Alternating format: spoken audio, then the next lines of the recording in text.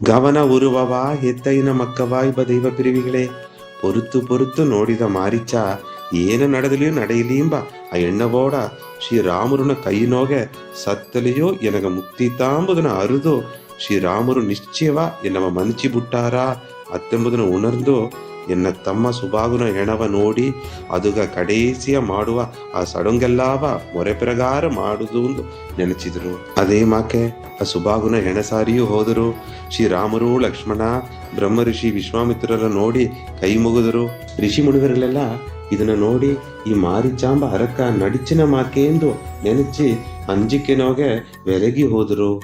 ಆದರೆ ಶ್ರೀರಾಮರು ಮಾರಿಚೆ ಸಾರೆ ಹೋಗಿ ತಮ್ಮನ ಆತ್ಮ ಶಾಂತಿಯಾಗಲಿ ನಂಗೆಲ್ಲಾ ಸೇದು ಪ್ರಾರ್ಥನೆ ಮಾಡುವ ಈ ಒಡಲಗ ಮಾಡುವ ಕಾರ್ಯವ ನೀ ಮನಸ್ಸಿನೋಗೆ ಪಟ್ಟಂಗೆ ಮಾಡು ಎಂದರು. ಇದನ್ನ ಕೇತು ಶ್ರೀರಾಮುರನ ಗವವು ಕರುಣೆಯೋ ನೆನಚಿ ಉಣರ್ದು ಮಾರಿಚಿಗ ಗವದ ಕಣ್ಣೀರು ಬಂದಿತ್ತು.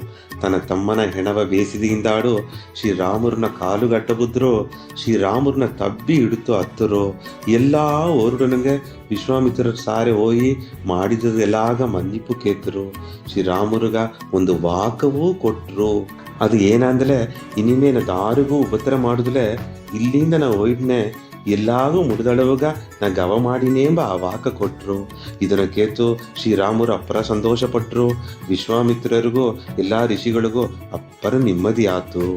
ಮನಸ್ಸು ಕೆಟ್ಲೆ ಅದು ಮಸಿ ಮಾಡಕ್ಕೆ ತುಂಬಿದ ಗವದ ಮನಸ್ಸು ಅದು ಬೆಣ್ಣೆ ಕುಕ್ಕೆ ಎಂದು ಒಲಗ ಜನಗ ಉಣರ್ತಿದ ಗವದ ಕಾತಿಯ ಮಕ್ಕವೇ.